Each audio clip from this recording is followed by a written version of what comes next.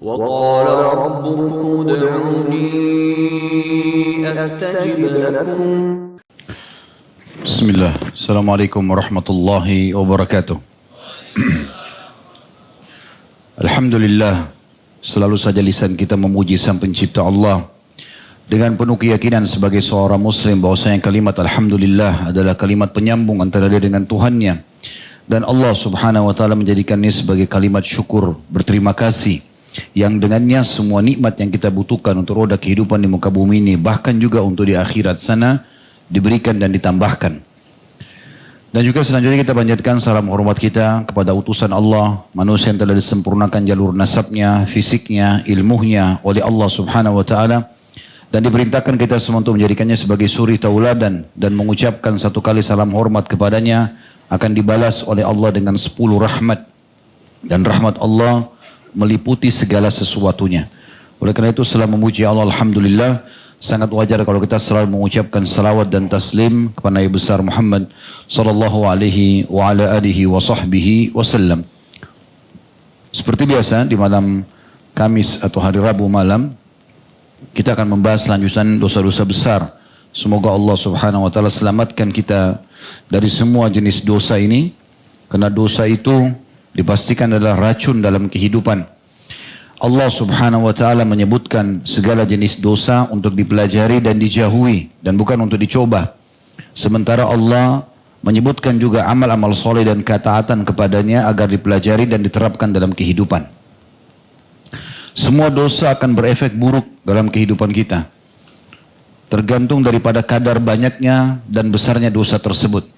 Tapi yang jelas kecil apapun dia akan mendatangkan efek dari rasa sumpek, sedih, gelisah, gagal dalam masalah rumah tangga, pekerjaan, dan apapun yang memang sudah menjadi umum yang terjadi bagi para pelaku maksiat. Dan sebaliknya, orang-orang yang beribadah hatinya akan selalu tentram, walaupun rumahnya sederhana, mungkin tidak memiliki kendaraan, mungkin tidak memiliki banyak tabungan, tapi karena dia tidak memiliki dosa, maka hatinya selalu tentram dan merasa tercukupi. Dan itulah fakta di lapangan yang harusnya kita sadari dan kita renungi bersama. Baik, pada malam ini insya Allah kita akan bahas salah satu dosa besar yang diangkat oleh Syekh Muhammad rahimahullah tentang bab maja'a fi ifsya'is sir. Bab tentang menyebarkan rahasia. Namanya rahasia, saudaraku seiman, berarti bukan untuk diekspos. Baik dari diri kita pribadi, apapun yang sifatnya harusnya kita rahasiakan, dari ibadah-ibadah yang kita kerjakan, tanpa ada orang tahu maka tidak perlu diekspos. Plus lagi juga, apapun yang sifatnya Allah berikan dari urusan dunia, harta, kelebihan fisik, bukan untuk diekspos. Itu memang dirahasiakan saja. Kalau kebetulan ada orang lihat, ya sudah. Dia lihat kendaraan kita, dia lihat rumah kita, tapi bukan untuk diekspos. Memang disuruh rahasiakan. Begitu juga dengan berhubungan dengan orang lain. Apapun yang berhubungan dengan masalah ibadahnya, berhubungan dengan kelebihan hartanya, tidak perlu kita untuk mengeksposnya. Ya, tidak ada urusan, kecuali memang hal-hal itu dari dirinya sendiri. Dia ingin supaya misalnya dibantu, disebarkan kendaraan atau bisnis yang sedang dia kembangkan, itu berbeda. Tapi memang umumnya kita disuruh merahasiakan. Jadi rahasia memang ini tujuannya agar tidak diketahui oleh banyak orang. Ini akan jadi bahasan kita tentang masalah orang yang mengekspos rahasia dia atau mengekspos rahasia orang lain. Maka ini bisa masuk ya, dalam bab dosa bila dia salah ya, dalam masalah ini. Tentu ada saja hal-hal yang boleh dia menceritakan. Misalnya batasannya antara suami istri, ya, orang tua sama anak misalnya, sahabat sama sahabat, tapi itu pun tetap kapan sesuatu itu tidak diinginkan oleh orang yang menceritakan untuk disampaikan, berarti hukumnya sudah amanah. Saya akan coba ingatkan diri kita semua, hadis Nabi SAW yang masyhur tentang harusnya setiap muslim malah menutupi aib saudaranya, sesuatu yang harusnya dirahasiakan. Dalam hadis riwayat Muslim nomor 269, yang berbunyi kata Nabi SAW, man naffasa an mu'minin kurbatan min kurabid dunya, naffasallahu anhu kurbatan min kurabi yaumil qiyamah. Barang siapa yang melepaskan kesusahan seorang muslim dari kesusahan-kesusahan dunia, Allah pun akan lepaskan dia dari kesusahan-kesusahan pada hari kiamat. Wa man yassara ala mu'sirin yassarallahu alaihi fid dunya wal akhirah. Barang siapa yang memudahkan urusan seseorang di dunia, maka Allah pun akan memudahkan urusannya di dunia dan di akhirat. Lalu kata Nabi SAW, wa man satara musliman satarahu Allahu fid dunya wal akhirah. Siapa yang menutupi aib seorang muslim, menutupi rahasianya, maka Allah pun akan menutupi dirinya dari kesalahan di dunia dan di akhirat. Wallahu fi auni al-'abdi ma kana al-'abdu fi auni akhihi. Dan Allah akan selalu menolong kebutuhan seorang hamba selama dia juga sibuk memenuhi kebutuhan saudaranya. Jadi ada 4 pesan Nabi SAW dalam hadis ini, berhubungan semuanya dengan interaksi bersama manusia ya, yang mengeluarkan dari permasalahan. Dia terlilit utang misalnya, ada problematika yang sedang dia hadapi, lalu kita berbagi, memberikan nasihat, memberikan saran. Ini juga akan memberikan kita solusi buat diri kita sendiri dari masalah-masalah di akhirat nanti. Pesan pertama. Pesan kedua, barang siapa yang memudahkan urusan orang yang sedang sulit, misal dia ingin minta bantuan pekerjaan atau apa sajalah, mau menikah, mau masuk ke lembaga pendidikan, sementara tidak ada pelanggaran agama, kita bisa mudahkan, kita mudahkan. Yang ketiga adalah ini dari saksi bahasan kita, siapa yang menutupi aib seorang muslim di dunia, Allah akan tutupkan aibnya juga di dunia dan di akhirat. Dan yang terakhir, siapa yang selalu menolong saudaranya, maka Allah pun akan selalu menolongnya. Saksi bahasan kita adalah potongan ketiga hadis ini tentang man satara musliman fid dunya satarallahu fid dunya wal akhirah. Siapa yang menutupi aib saudara muslim di dunia, maka Allah akan tutupi aibnya di dunia dan di akhirat. Syekh Muhammad rahimahullah mengangkat dalil pertama dalam dosa ini, dan ini yang banyak sekali terjadi pelanggaran. Kita sayangkan. Tentang hubungan intim suami istri. Ini salah satu rahasia. Kenapa dilakukan hubungan intim itu di dalam kamar, di tempat tertutup? Halal begitu, haram pun orang lakukan di tempat tertutup biasanya. Kenapa? Supaya tidak terekspos. Ya. Maka ini adalah rahasia antara suami istri. Dalam Islam, kalau sudah terjadi interaksi biologis antara suami istri, haram hukumnya menceritakan interaksi biologis tersebut kepada siapapun. Siapapun. Kecuali dia suami istri ini. Kalau mengeksposnya. Beda kalau seseorang konsultasi.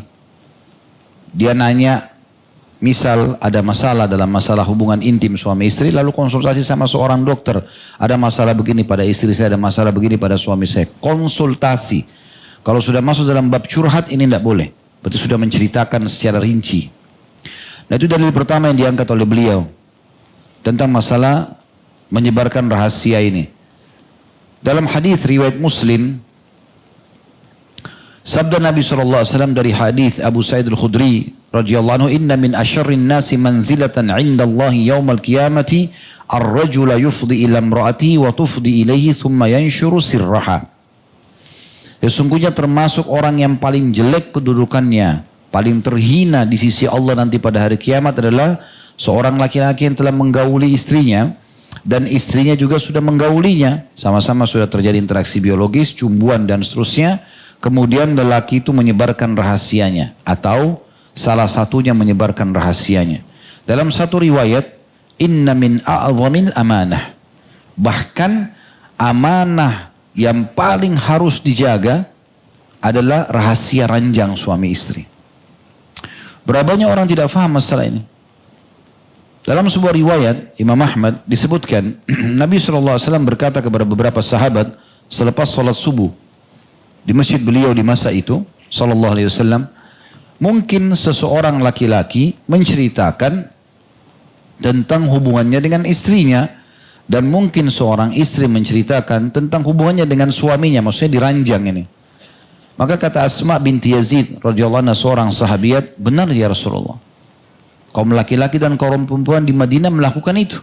Mereka saling berbangga-bangga atau justru menghina pasangannya kalau kurang di mata dia. Maka kata Nabi SAW, jangan kalian lakukan itu. Karena perumpamaan itu seperti syaitan laki-laki ketemu dengan syaitan perempuan, kemudian mereka melakukan hubungan intim di depan semua manusia dan orang-orang menyaksikannya. Ini tentu dalil yang diangkat oleh beliau. Ada 3 dalil yang diangkat di sini. Tapi riwayat pertama tentang masalah penyebaran rahasia adalah masalah hubungan intim suami istri.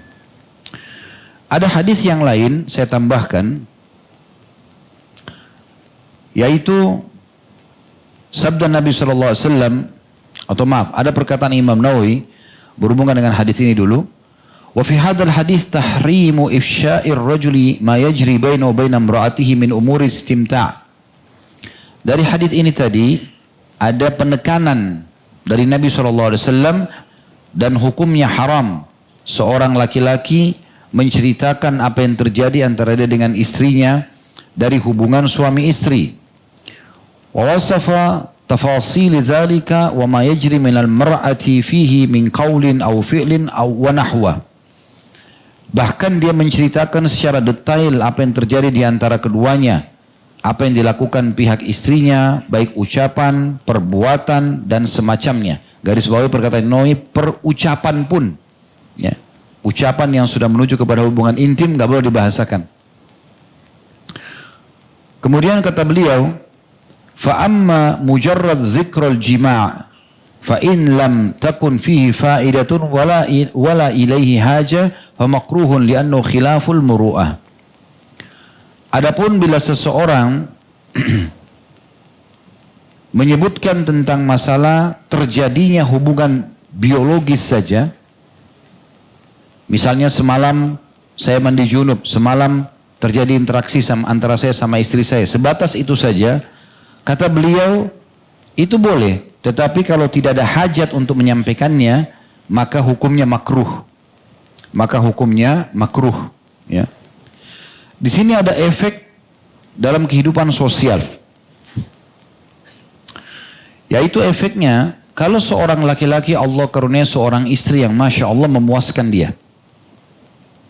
Mungkin hampir yang diharapkan dari seorang wanita semua ada pada istrinya. Ya kulitnya, ya bentuk badannya, ya pakaiannya, penampilannya, ya wanginya, ya segala macam. Lalu kemudian dia senang sekali dan dia puas. Kalau orang belum paham tentang hadis ini, maka dia berbangga-bangga menceritakan pada teman-temannya. Oh, istri saya itu begini, ceritain sama dia. Sekarang anggap dia bicara di depan 4 orang temannya laki-laki misal.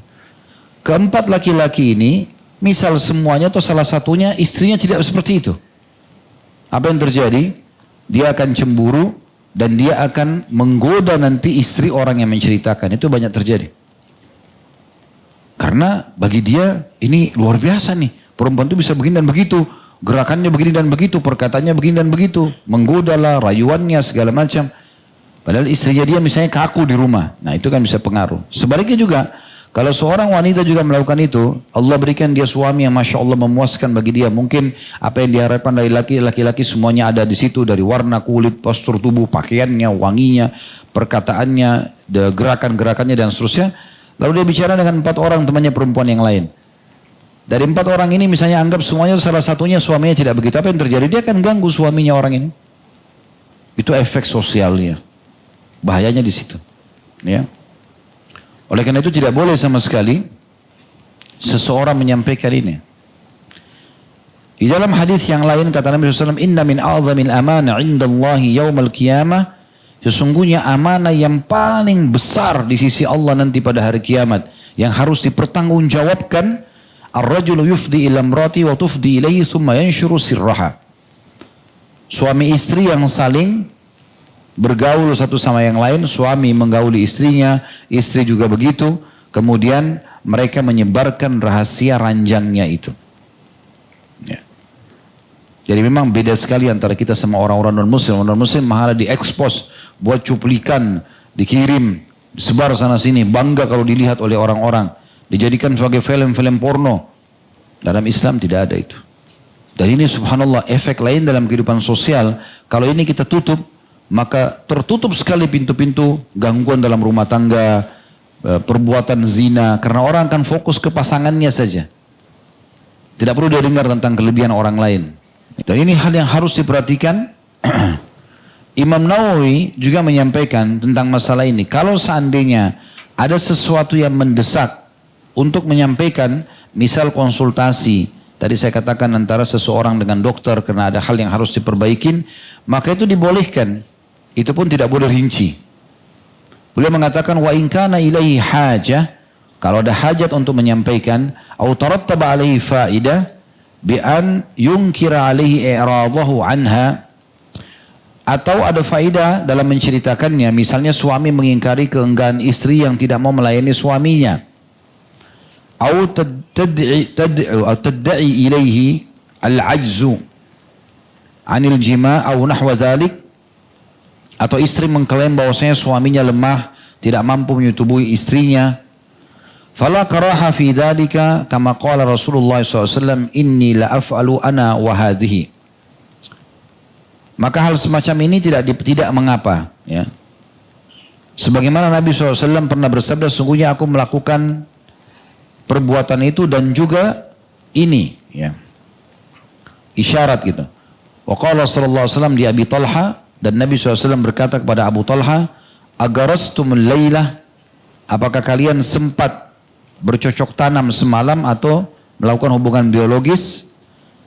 Wa qala li Jabir al-kayyisul kayyis, dan beliau juga bersabda kepada Jabir, ya segeralah punya anak wahai Jabir, segeralah punya anak. Maksudnya Nabi SAW di sini memotivasi sahabat untuk mengerjakan interaksi biologis. Jadi kalau ada bahasa konsultasi, menanyakan gitu kan, apakah itu ke dokter karena masalah medis atau kepada seorang tokoh agama, apa hukumnya kalau seorang suami tidak pernah menggauli istrinya? Apa hukumnya kalau seandainya seorang istri tidak mau melayani suaminya? Kan itu ada bahasan ke sana. Kalau sebatas konsultasi maka tidak masalah. Tapi selain daripada ini tidak dibolehkan sama sekali. Kemudian teman-teman sekalian, beliau mengangkat dalil kedua, sabda Nabi SAW yang dihasankan oleh Tirmidzi, "Idza haddatsa ar-rajulu bil hadithi thumma iltafata fahiya amanah." Ini contoh menyebarkan rahasia yang lain. Tadi sudah kita tinggalkan masalah suami istri, sekarang masalah yang lain. Jika seorang laki-laki menyampaikan satu pembicaraan kemudian dia menoleh, maka itu adalah amanah. Ya. Artinya, kalau seseorang itu sedang bicara sama kita, kemudian dia coba, ya seakan-akan memang hanya kita saja yang dia bahasakan. Kalau ada orang lewat, dia menoleh, dia kayak tidak mau orang lain dengar, maka itu sudah amanah. Begitu saja sudah amanah, ya. Maka tidak boleh sama sekali. Atau ada orang mengatakan pada kita, saya mau cerita rahasia ya. Kalau kita lagi dengarkan dia ngomong lalu kita menoleh, maka itu sudah seperti kita mengkhianati amanah itu. Kecuali orang darurat itu. Maka itu saya tidak boleh, apalagi kalau menceritakan kepada orang lain. Dan ini luar biasa gitu. Maka poin ini juga harus digarisbawahi teman-teman sekalian. Yang perlu digarisbawahi, memang dalam Islam, kalau ada sesuatu yang sifatnya dititipkan sebagai rahasia, tidak boleh kita sebarkan. Kalau pernah dengar, alhamdulillah. Kalau belum dengar, banyak sekali riwayat dari Nabi SAW, bisa kita katakan belasan dalil. Tapi diantaranya, waktu Nabi SAW ingin menghukum Quraisy terhadap pengkhianatan mereka dari kesepakatan Hudaybiyah, karena waktu itu tidak boleh ada peperangan, tidak boleh ada pengkhianatan, tapi rupanya ya, suku Bakar berkhianat. Dia berkoalisi dengan Quraisy, menyerang suku Khuza'ah yang berkoalisi dengan muslimin. Maka Nabi SAW ingin menyerang Quraisy pada saat itu, karena mereka berkhianat. Nabi SAW masuk kamar beliau, kamarnya Aisyah, lalu mengatakan, "Wahai Aisyah, siapkan baju perang. Saya akan menyerang Quraisy, tapi rahasiakan." Begitu kata Nabi SAW. Rahasiakan. Ini Nabi bilang kepada Aisyah. Yang terjadi waktu Aisyah lagi kemas-kemas persiapan perang Nabi SAW, nggak ada orang dalam rumah, tiba-tiba Abu Bakar masuk. Abu Bakar ini siapa? Ayah? Apa kata Abu Bakar? wahai Aisyah, dilihat pakaian perang, pedang, perisai, topi besi. Apakah Rasulullah SAW makan perang? Kata Aisyah, iya. Lalu kemudian kata ayahnya, siapa yang Nabi SAW makan serang? Aisyah diam. Ayahnya yang nanya ini, Aisyah diam. Karena Nabi bilang apa tadi? Rahasia. Lalu kata Abu Bakar, dia coba, apakah Nabi SAW ingin menyerang Hawazin, suku yang nanti akan terjadi perang Hunain setelah pembebasan kota Mekah? Nabi SAW, Aisyah diam. Apakah Nabi SAW ingin menyerang ini, ingin menyerang, disebut semua. Aisyah tetap diam. Sampai terakhir Abu Bakar mengatakan, apakah Nabi SAW ingin menyerang Quraisy? Aisyah diam. Ayahnya yang nanya, diam. Karena Nabi sudah bilang rahasia. Sampai Nabi SAW masuk sendiri ke dalam rumah. Kemudian Nabi SAW ditanya sama Abu Bakar, ya Rasulullah, apakah anda ingin berperang? Kata Nabi SAW, iya. Apakah anda ingin Hawazim? Nabi bilang tidak. Nabi nggak jawab langsung, iya, enggak, saya mau serang Quraisy, enggak. Dibiarin aja. Hawazim tanya, bukan. Suku ini, bukan. Suku itu, bukan. Nanti terakhir Abu Bakar bilang, ya Rasulullah, apakah anda ingin Quraisy? Kata Nabi SAW, iya. Kata Abu Bakar, ya Rasulullah, ada akad 10 tahun nggak boleh perang. Kata Nabi SAW, mereka yang berkhianat. Mereka yang memulai membatalkan akad itu. Apakah kami siap-siap ya Rasulullah? Siap-siap aja. Tentu ini ada kisah panjangnya. Setelah itu pasukan siap segala macam dan menyerang Mekah. Tapi intinya pada saat itu Aisyah menjaga rahasia ini. Walaupun sama ayahnya tidak dibuka gitu. Juga kisah yang masyhur tentang masalah Hafsah radhiyallahu anha pada saat menjanda anak Umar bin Khattab. Maka Umar bin Khattab sempat menawarkan anaknya ini kepada Utsman bin Affan. Utsman dulu. Utsman nolak. Lalu kemudian dia tawarkan kepada Abu Bakar. Abu Bakar diam, nggak jawab. Kemudian Umar bin Khattab pulang, lalu sholat malam, mohon petunjuk sama Allah, kirimkan jodoh yang baik. Intinya, beberapa hari kemudian datang lamaran Nabi SAW. Setelah dilamar oleh Nabi SAW dan dinikahi, di hari pernikahan Nabi SAW itu Abu Bakar datang dekati Umar. Lalu dia mengatakan, wahai Umar, sepertinya kamu marah kepada aku. Karena kamu sempat tawarin Hafsah, tapi saya tidak berikan jawaban. Dia bilang benar, kata Umar. Maka apa kata Abu Bakar perkataan yang mulia? فَإِنَّهُ لَمْ يَمْنَعُنِي أَنْ أَرْجِعَ إِلَيْكَ فِي مَا أَرَدْتَ عَلَيَّ إِلَّا أَنِّي قَدْ كُنْتُ عَلِمْتُ أَنَّ رَسُولَ اللَّهِ صَلَّى اللَّهُ عَلَيْهِ وسلم قَدْ ذَكَرَهَا. Ketahuilah hai Umar, sebenarnya tidak ada yang menghalangiku untuk menerima jawaban, memberikan jawaban lamaran itu. Maksudnya saya mau menikahi Hafsah. Hanya saja sebelum aku mendengar Rasulullah SAW, tapi hanya saja sebelumnya aku mendengarkan Rasulullah SAW sudah menyebut Hafsah. Jadi Nabi itu kalau menyebut di masa hidup beliau nama seorang wanita, berarti Nabi mau menikahi gitu. Makanya Nabi nggak jarang sebutin nama seorang wanita. Terutama kalau wanita itu memang belum menikah. Maka Nabi pernah menyebut nama Hafsah ini. Waktu kamu tawarkan, maka aku tidak ingin. Dia mengatakan, falam akun li afshi sirra Rasulillah sallallahu alaihi wasallam. Dan aku tidak mungkin menyampaikan kepadamu, hai Umar, saya pernah dengar Nabi sebut nama Hafsah, mungkin dia yang mau lamar. Saya nggak mau bilang itu, karena Nabi sendiri nggak pernah bilang itu. Saya anggap itu sebuah rahasia. Maka saya tidak mau bilang itu. Walau tarakaha Rasulullah sallallahu alaihi wasallam qabaltuha. Kalau seandainya Nabi SAW tidak nikahi dia, pastikan saya akan nikahi. Jadi di sini kita lihat bagaimana luar biasa gitu, ya. Perintah atau bagaimana Abu Bakar menjaga rahasia Nabi karena Nabi nggak ceritain, kan gitu. Begitu juga dengan riwayat lain, riwayat yang masyhur, ya. Hadis-hadis sahih semua ini. Bahwasanya pernah Nabi SAW kedatangan dalam hadis riwayat Muslim, ya, Bukhari Muslim sebenarnya. Pernah kedatangan anaknya Fatimah radhiyallahu anha. Kemudian Nabi SAW kebetulan bersama istri-istrinya. Lalu Nabi SAW berdiri lalu menyambut putrinya mengatakan marhaban, selamat datang wahai putriku. Kemudian Fatimah disuruh duduk di sebelah kanan Nabi SAW. Riwayat lain mengatakan sebelah kiri. Intinya Nabi SAW bisikin di telinga kiri Fatimah, tiba-tiba Fatimah nangis. Setelah itu Nabi SAW melihat kegelisahan pada diri Fatimah, maka Nabi SAW bisikkan lagi di sebelah kanan. Lalu Fatimah ketawa gitu. Selesai. Ini Nabi bisikin ke anak perempuannya di depan para istrinya. Istri gak ada yang tahu nih apa yang sedang dibicarakan gitu. Maka Aisyah mengatakan, aku pun berkata kepada Fatimah, engkau telah diistimewakan oleh Rasulullah SAW di antara para istrinya dengan bisikan tadi. Kamu dibisikin, kami nggak tahu apa yang sedang dibicarakan. Padahal kami ini para istrinya gitu. Kemudian aku melihat engkau menangis. Satu sisi yang lain engkau tertawa. Apa sebenarnya yang Nabi SAW sabdakan kepadamu wahai Fatimah? Maka kata Fatimah, ma kuntu li'abshi ala Rasulillah sallallahu alaihi wasallam sirrah. Aku tidak akan mungkin membuka rahasia Rasulullah SAW. Kalau tadi bukan rahasia, Nabi nggak akan bisikin kan? Tapi karena dibisikin berarti rahasia. Istrinya Nabi tanya.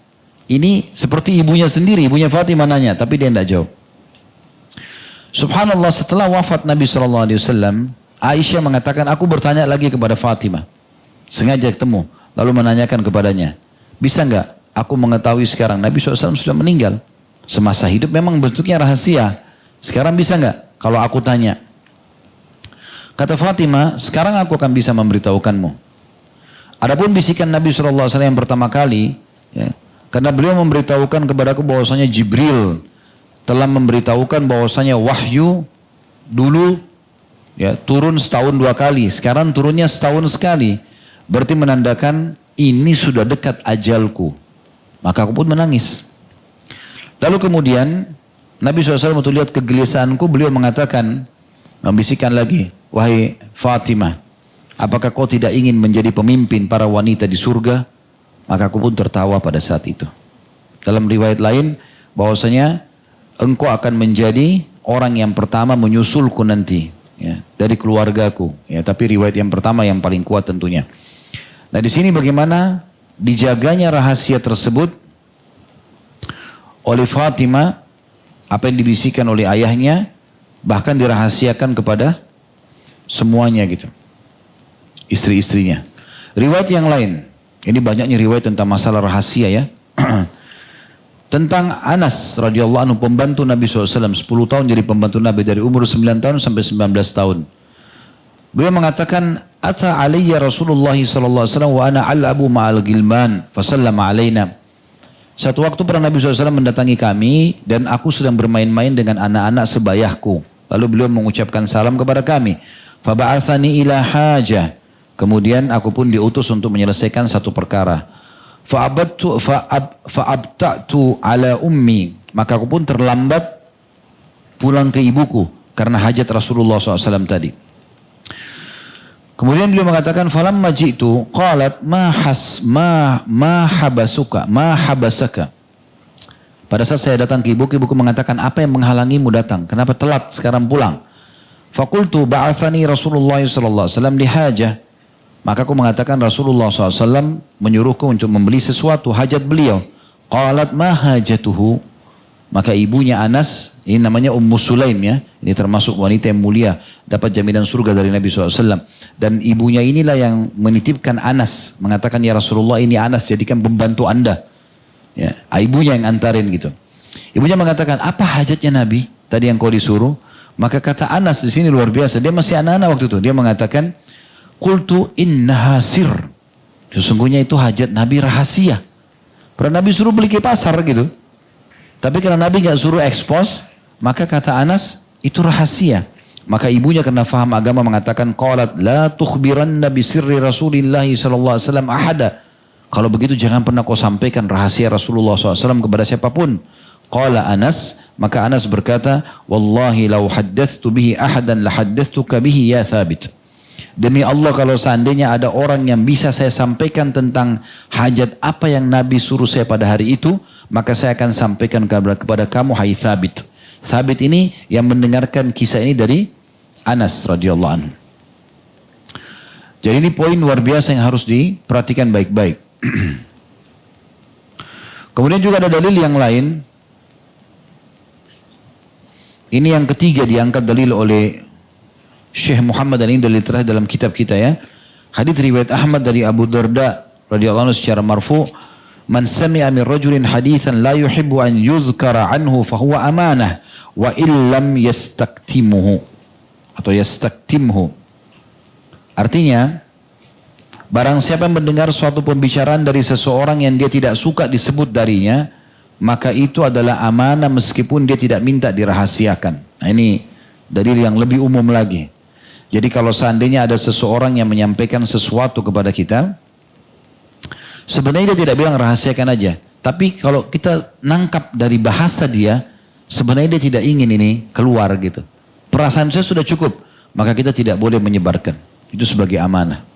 Apakah dia bertamu di rumah, apakah dia menyampaikan hajatnya pribadi dalam bentuk tatap wajah atau tulisan, pesan, semua tidak boleh sama sekali kita buka. Ya, ini rahasia. Seperti itu kurang lebih. Kemudian dalam riwayat yang lain juga, riwayat Abu Dawud, kata Nabi SAW, kaburat khiyanatu an tuhadditha akhaka hadithan huwa laka bihi musaddiqu wa anta lahu bihi kazib. Khianat terbesar adalah ketika engkau membicarakan saudaramu perkara yang bagimu itu menganggap dirimu jujur, padahal bagi dirimu dia ada engkau bagi dia engkau adalah pembohong. Maksudnya di sini adalah kalau seandainya kita berbicara dengan seseorang, sebenarnya kita bohong nih. Namun kita buat seakan-akan itu betul. Tapi orang itu Allah berikan perasaan kalau kita bohong. Itu sudah cukup sebenarnya dianggap kita pembohong. Gitu kan. Dan ini akan menjadi khianat. Begitu juga dengan dalil yang lain. Hadis yang masyhur tentang orang-orang munafik riwayat Muslim. Min alamatil munafik thalath. Tanda-tanda orang munafik ada 3. Idza haddatsa kadzab. Kalau dia berbicara dia bohong. Wa idza wa'ada akhlaf. Kalau dia berjanji maka dia pungkiri. Ya. Wa idza tumina khan. Kalau diberikan amanah dia berkhianat. Jadi ada 2 di sini yang kena ya. Yang pertama tentang masalah kalau dia berjanji dia pungkiri. Karena orang kalau biasanya diberikan rahasia janji tidak ucapin ya. Nah dia berjanji. Berarti dia khianat, ini sifat munafik. Yang kedua adalah kalau diberikan amanah. Nah semua yang dititipkan ini bukan hanya benda.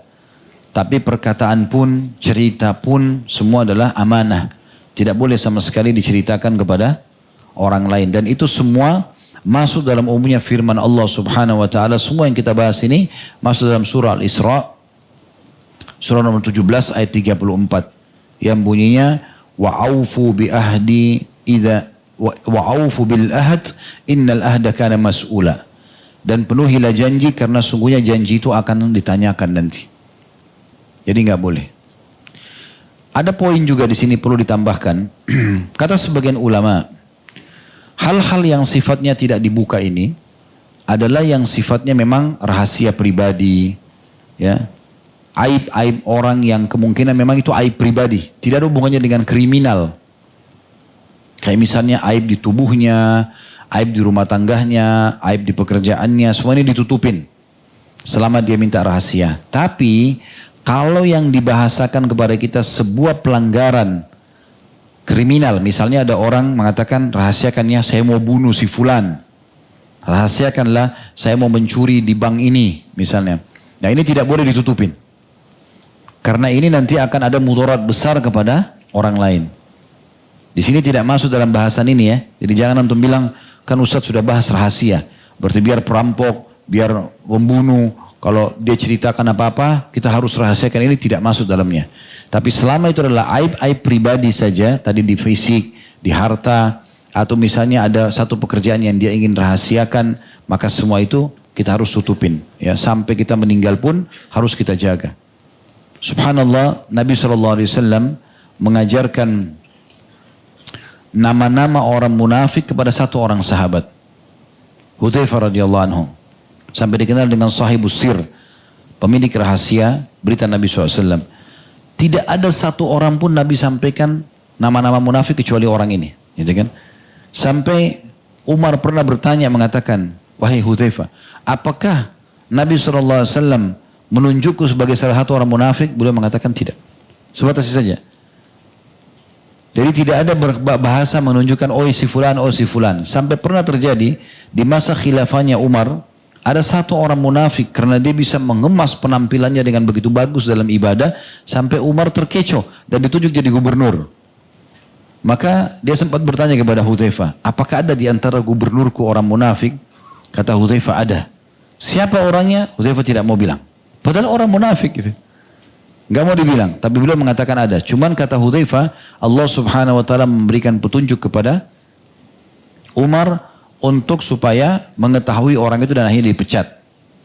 Jadi sampai seperti itu bagaimana mereka menjaga rahasia tersebut. Sampai Umar bin Khattab radhiyallahu anhu kalau mau tahu itu orang munafik atau tidak, ditunggu Hudzaifah sholati atau tidak. Kalau nggak disolati berarti munafik. Tapi kalau disolatin berarti tidak, gitu kan? Karena betul-betul terahasiakan, walaupun di akhir hidup Nabi SAW beliau sempat kumpul semua orang di masjid yang ada pada saat itu.